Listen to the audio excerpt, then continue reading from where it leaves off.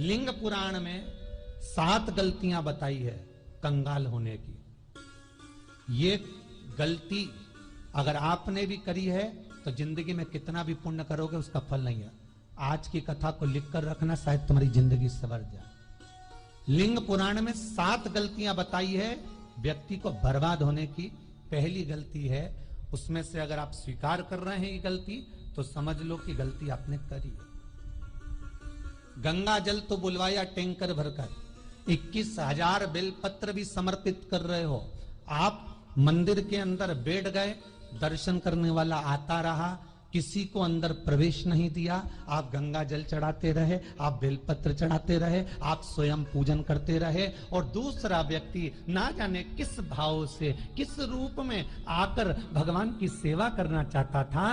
पंडित जी ने आपके चक्कर में उसको जल नहीं चढ़ाने दिया, पंडित जी ने आपके चक्कर में उसको बेलपत्र नहीं चढ़ाने दिया। पहली गलती यह हो गई कि भगवान के भक्त को भगवान से दूर कर दिया गया। अब उठा लो श्रीमद् भागवत कथा।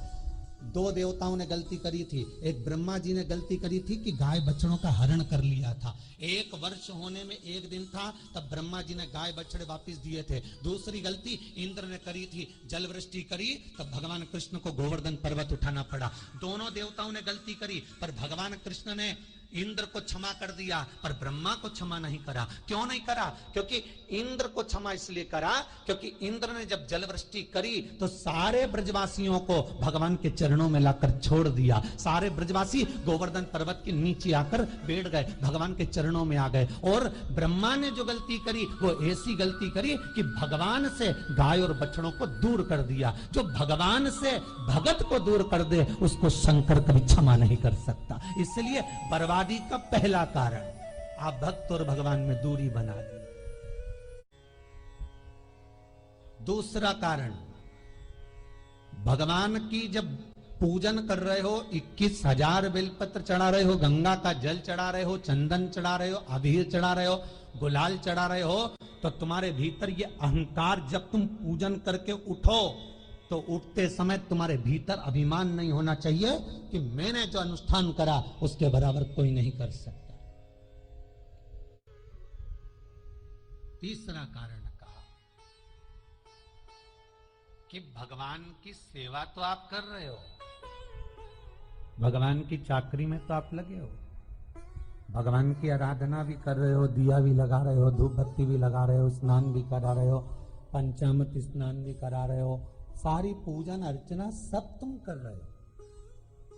पर हो सकता है इस पूजन अर्चना में आप केवल 3 घंटा पूजन करते हो और बाकी के समय किसी न किसी की जीवात्मा को दुख पहुंचा रहे हो। एक कथा में एक बात कही थी कि भले मंदिर में दिया मत लगाओ, भले मंदिर में जाकर धूप बत्ती मत जलाओ, भले मंदिर में जाकर भोग मत लगाओ, भले मंदिर में जाकर जल मत चढ़ाओ, कुछ मत करो, भले भगवान को नए कपड़े मत पहनाओ, भले तुम्हारी मर्जी पड़े भगवान को भोग मत लगाओ, पर शास्त्र कहता है कुछ मत करो, पर एक काम जरूर करना कि किसी के चेहरे पर प्रसन्नता ला देना तो मंदिर में दिया जलाने के बराबर होगा। किसी के चेहरे पर चमक ला देना, प्रसन्नता ला देना तो अगरबत्ती लगाने के बराबर होगा। किसी गरीबड़े के, किसी दुखी के चेहरे पर अगर तुमने प्रसन्नता ला दी तो वो भगवान को कपड़े पहनाने के बराबर होगा। मालूम पड़े तुम मंदिर में पूरी सब्जी बांटो, मंदिर में भोजन कराओ, मंदिर में सारा पकवान चढ़ाओ, और कोई तुम्हारे कारण अगर दुखी है तो तुम्हें वो सुख का भान नहीं हो सकता। तीसरा कारण है हमारा, वो सुख नहीं मिल सकता। चौथा कारण है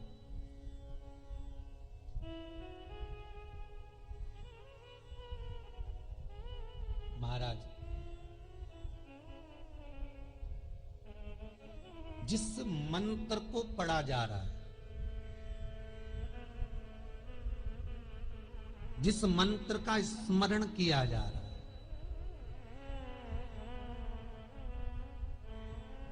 जिस भगवान की माला को हम जप रहे हैं, हम पाठ कर रहे हैं, उसमें त्रुटि। उठा लीजिए दुर्गा सप्तशती। दुर्गा सप्तशती का हिंदी अनुवाद में एक थोड़ा सा दृष्टांत दिया है, आपको मालूम होगा।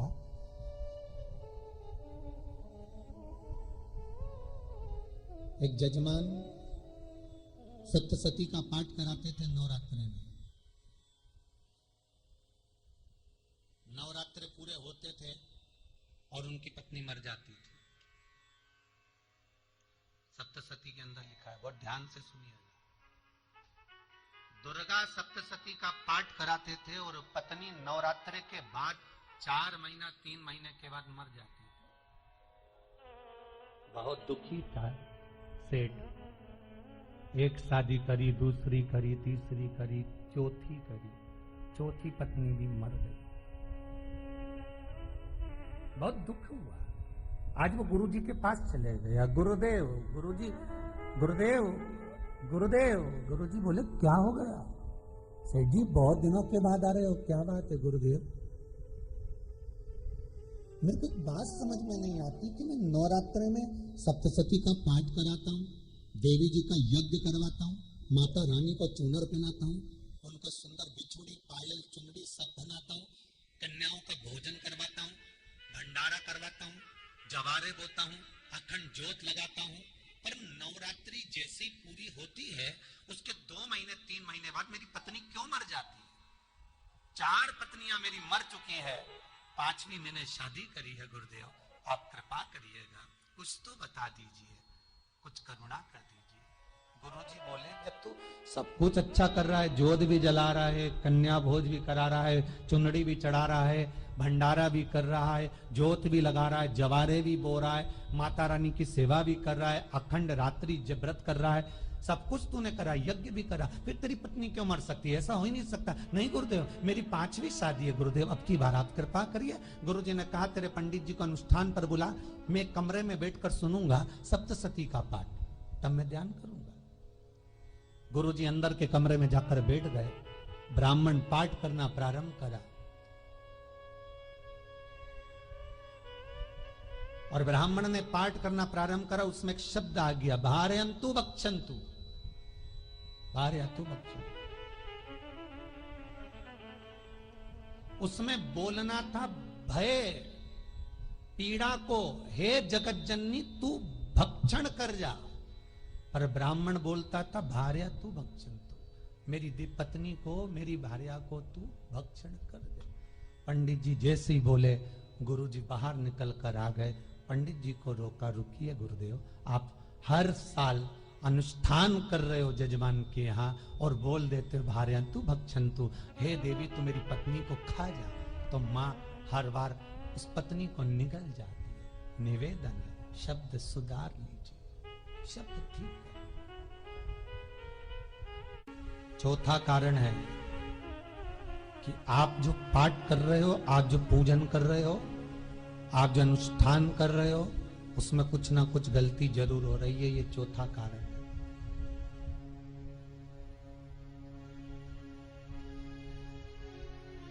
एक बार पूरे घर के लोगों को बिठाओ, अपने घर के लोगों को, मम्मी से पूछना, मम्मी तुम कौन कौन सा पाठ करती हो?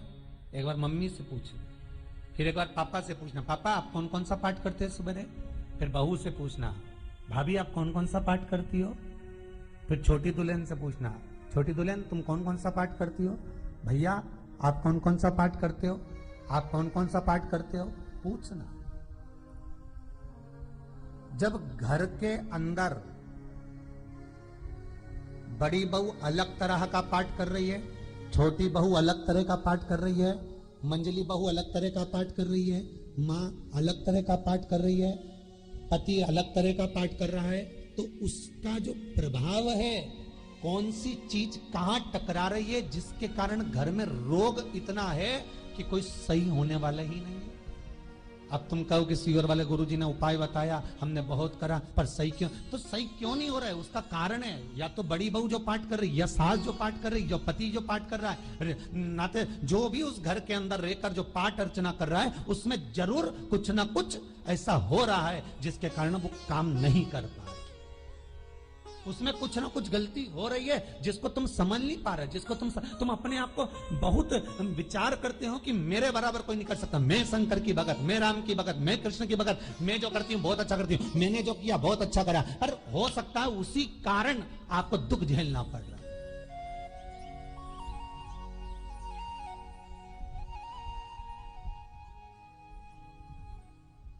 उसी के कारण।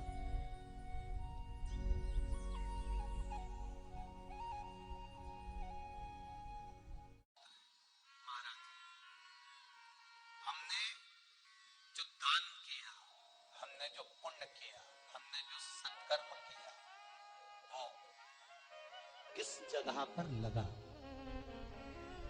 पांचवा सूत्र,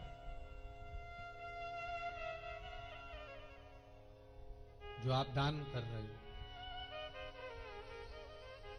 जो आप पुण्य कर रहे हो, सत्कर्म कर रहे हो, वो किस जगह पर लगा? ये पांचवा सूत्र। फिर निवेदन करेंगे, गाय, बेटी और लक्ष्मी 50 बार विचार करना, तब किसी को देना। बेटी किसी ऐसे को मत ब्याह देना जो जुआ खेलता हो, मदिरापान करता हो, मांसाहार करता हो, वेश्यावृत्ति करता हो। वो बेटी का सम्मान नहीं करेगा। बेटी रोएगी तो कन्यादान करने वाले को रोना पड़ेगा। दूसरे नंबर पर गौ माता। गाय ऐसे ब्राह्मण को दान मत देना कि ब्राह्मण के घर में खुद रहने की जगह नहीं और गाय को ले जाकर तुमने दे दिया और उस ब्राह्मण ने जब तक दूध दिया बांध कर रखा, एक तगाड़ी बाल्टी साड़ी के चक्कर में ले लिया, सोने के सींग के चक्कर में ले लिया और बाद में वही गाय कसाई के हाथ में बिक गई और कसाई ने काटा तो बद्दुआ तुमको लगी। बेटी, गाय और लक्ष्मी, पैसा भी किसी ऐसे भिखारी के कटोरे में मत दान देना कि जिसने ले जाकर मदिरा पान में लगा दिया, जुए में लगा दिया, वैश्यावृत्ति में लगा दिया। अगर जिस भिखारी के कटोरे में पैसा दिया उसने शाम को ले जाकर मदिरा पान में, जुए में लगा दिया, तो लक्ष्मी रोती है कि तूने मुझे गलत जगह पर दिया है, इसलिए तुझे रोना पड़ेगा। तब व्यक्ति को रोना पड़ता है, फिर व्यक्ति रोता है। गाय, बेटी और लक्ष्मी 50 बार विचार करो, क्या सही जगह पर दे रहे हो? और अच्छी जगह पर दोगे तो संपदा भी बढ़ती है, सुख आता है। अगर बेटी सुखी रहेगी तो मायके के लोग सुखी रहेंगे, गौ माता सुखी रहेगी तो संसार सुखी रहेगा। और आपने जो धन दिया, आपने जो पैसा दिया किसी भिखारी के कटोरे में, अगर उसने गलत जगह पर लगाया तो रोना तुमको पड़ेगा। किसी आजकल के भिक्षुकों को अगर रोटी दे दो तो लेते ही नहीं, आटा दो तो नहीं लेते।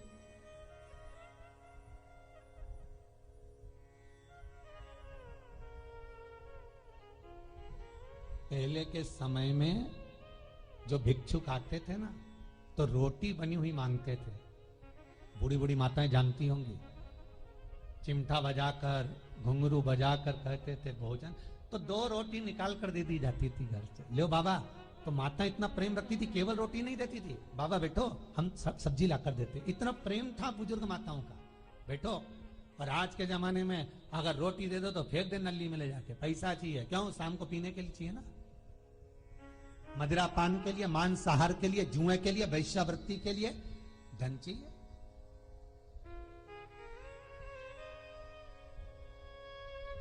भोपाल के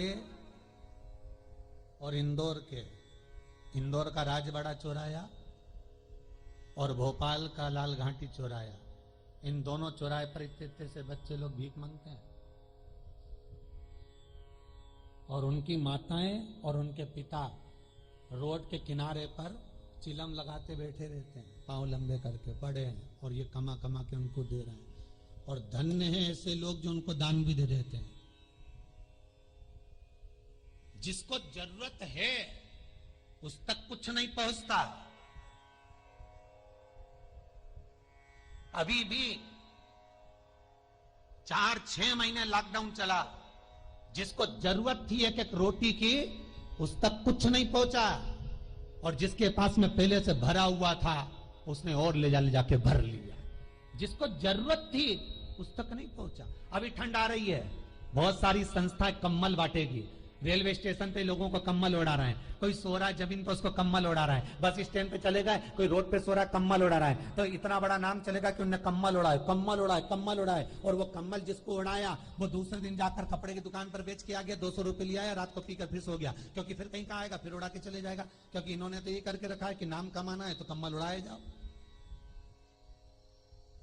जिसको जरूरत है वहां तक सामान नहीं पहुंचता भाई, जिसको जरूरत है वहां तक सामग्री नहीं पहुंचती भाई।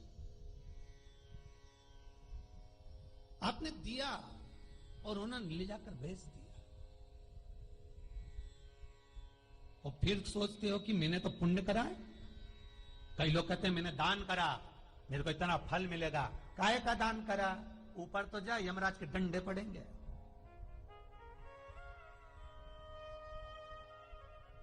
रेल में, ट्रेन में आप बैठ जाओ, रिजर्वेशन कोच में, छोटे छोटे लड़के आते हैं, अपना कपड़ा उतारते हैं। सही बोलना रे भाई, जितने लोग टीवी पर कथा सुन रहे हो, छोटे छोटे बच्चे अपना कपड़ा उतारेंगे और पोछा लगाएंगे रेल की बोगी में। जब गवर्नमेंट ने स्लीपर रख रखे हैं तो तुम्हें अंदर आने का किसने कहा? कौन ने कहा कि तुम अपना कपड़ा उतार के पोछा लगाओ? और वो अपने शरीर का कपड़ा उतार कर पोछा लगाता है, आपके आगे हाथ फैलाता है, आप एक एक 2-2 रुपए दे देते हो। वो अगले स्टेशन पर उतरता है, कोई सूंघने की सामग्री लेता है, सूंघ सूंघ के वो बर्बाद हो जाता है और कहीं कूद कर मर जाता है। उसके मरने में 1 रुपया तुम्हारा भी लगा है, इसलिए नरक तुमको भी भोगना पड़ेगा, क्योंकि उसके मरने में तुमने हेल्प करी है।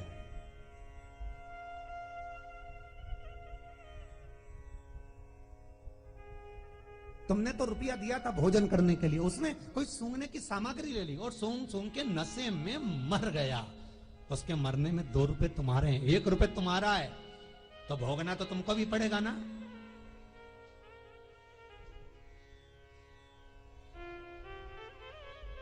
कहीं अच्छी जगह लगाओ, सत्कर्म की ओर लगाओ, तो सुख का आनंद कुछ और ही होगा। सुख का आनंद कुछ और ही प्राप्त होगा। हमारा धर्म, हमारा पुण्य, हमारा सत्कर्म। 5वां कारण अपनी पुस्तिका में लिख कर रखना, तुम्हारे दुख का 5वां कारण क्या है। क्यों तुम करोड़पति से रोड़पति बन गए? तुम्हारे यहां पर 4-4, 5-5 गाड़ी थी, खूब वैभव था, खूब धन था, फैक्ट्रियां चल रही थी, सत्ताएं चल रही थी, खूब सत्ताएं थी, खूब वैभव था, खूब धन था, पर कुछ भी नहीं, सब धरा की धरा रह गए। सारा कोई वैभव बचा ही नहीं। बड़े भावपूर्ण भगत वो कहे, गुरुजी हम बड़े दुखी हैं, बड़े कष्ट में। हमने कहा कष्ट का कारण कुछ ना कुछ जरूर होगा, दुख का कारण जरूर कुछ ना कुछ होता है। कहने लगे गुरुजी हमारी तो जीनिंग चलती थी, खूब फैक्ट्रियां चलती थी, इतना जीनिंग फैक्ट्रियां थी, इतना चलता था।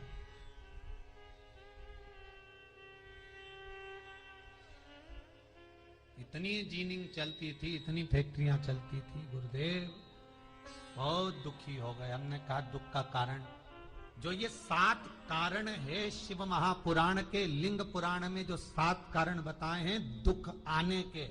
जब फैक्ट्रियां अच्छी चल रही, जीनिंग अच्छी चल रही, व्यापार अच्छा चल रहा है, तो 7 कारण बताए हैं कि आप उन 7 कारण में से कोई कारण आपके साथ में हुआ है जिसके कारण आप रोड पर आ गए, करोड़पति से रोडपति बन गए। कभी कभी नगर में, गांव में सभी का व्यापार एक साथ समाप्त हो जाता है। कभी कभी गांव में, नगर में सबका व्यापार एक साथ समाप्त हो जाता है, सबका व्यापार एक साथ ही खल्लास हो जाता है, समाप्त, सभी कर्जे में हो जाते। तो समझ लेना कि उस गांव के खेड़े का देव महादेव, उस गांव का खेड़ापति भगवान शंकर, उस गांव का शिव जरूर रुष्ट हुआ है, जरूर रुष्ट। उसको मनाने का प्रयास करो, जिससे अपनी नगर, अपना गांव फिर उन्नति की सीढ़ी पर चढ़ जाए। 5वां कारण मंत्र जाप, अर्थात तुम्हारा फिर निवेदन, गाय, बेटी और लक्ष्मी 50 बार विचार करना, तब देना, नहीं तो मत दे, मत दे। और महाराज भगवान शिव की कथा का 6ठा कारण बता, हमारे दुख का कारण 6ठा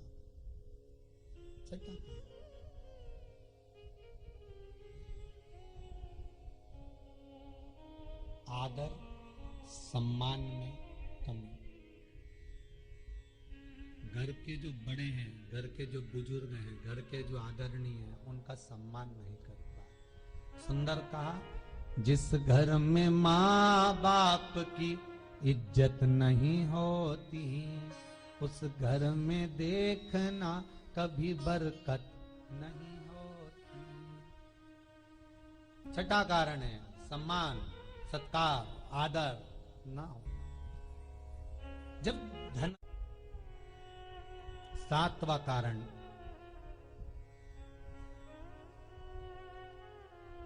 ये अंतिम कारण है। जितने लोग कर्जे में लदालू में, जितने लोग दुखी हैं, जितने लोग तकलीफ में, आज की कथा को बहुत दिल से सुनना, अपनी गलती को जरूर छांटना। मुझे विश्वास है मेरा भोलेनाथ, आप अगर गलती को स्वीकार कर लोगे तो शंकर वापिस आपको करोड़पति बना देगा, लखपति बना देगा। शंकर आपके भंडार फिर भर देगा। 7 कारण में से अपनी गलती को जरूर छांटना साहब कि आपने गलती कौन सी करी, और अपनी गलती को छांट ले, यही सबसे बड़ी बात है ना। लोग सुनने के बाद भी नहीं छाटेंगे, नहीं मैंने तो कुछ करा ही नहीं, मैं तो कुछ कर ही नहीं, बस मैं ही तो है, हरी जगदम्बा वो मैं ही फंसा है बीच में।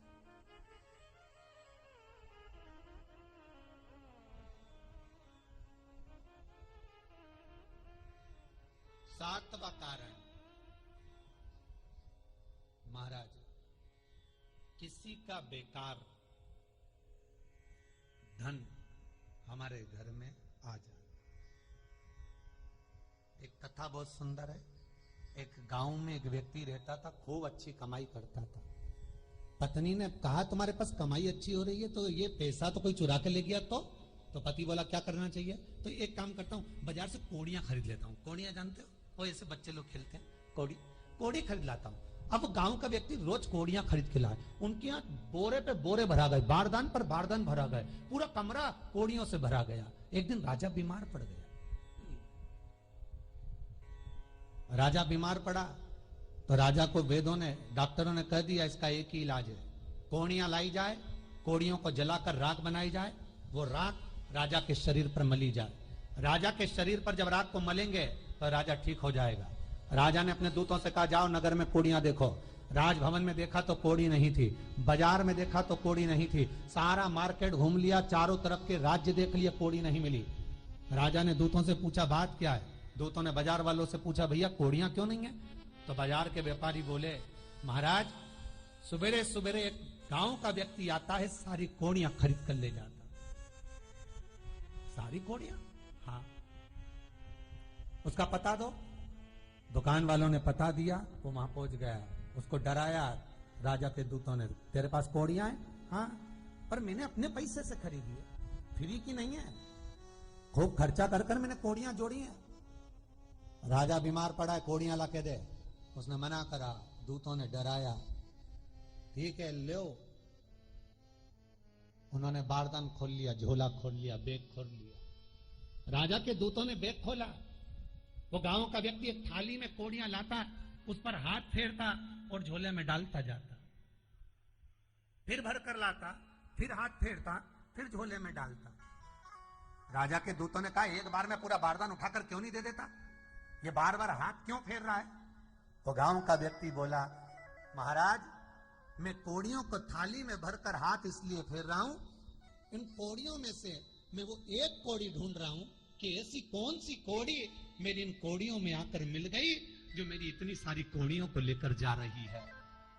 बस वो चरित्र याद करना कि एक कोड़ी हमारे घर में कोई ऐसी आ जाती है जो सारी रखी हुई कोड़ी को लेकर चली जाती है। और जिंदगी में घर में धर्म की, पुण्य की, सत्कर्म की एक कोड़ी ऐसी आ जाती है जो शिव महापुराण की कथा करवा देती है। वो कोड़ी को ढूंढना कि वो कोड़ी कौन सी है। जो अच्छा काम करवा रही है अच्छी कोड़ी आई होगी, सत्कर्म करवा रही है अच्छी कोड़ी आई होगी, और मालूम पड़े एक कोड़ी ऐसी आ गई जो डॉक्टरों में भरवा रही है, सारा की सारा धन मेडिकलों में लगवा रही है, पुलिस में लगवा रही है, कहीं गलत जगह पर लगवा रही है, कहीं एक्सीडेंट में लगवा रही है। जो कोड़ी गलत जगह पर धन को लेकर जा रही है, समझ लेना कि वो कोड़ी बेकार आ गई जो सारा का सारा बर्बाद करने में लगी हुई है। उस कोड़ी को पहचानो कि वो कोड़ी कौन सी है। 7वां कारण शिव महापुराण का, लिंग पुराण का लिख कर रखना कि एक कोड़ी ढूंढना कि वो कोड़ी कौन सी घर में आ गई जो हमें बर्बाद कर कर चली गई। तो कोड़ी को ढूंढिए, वो रुपये को ढूंढिए, वो 1 रुपया कौन सा आ गया, वो धन कौन सा आ गया जो हमें बर्बाद कर गया।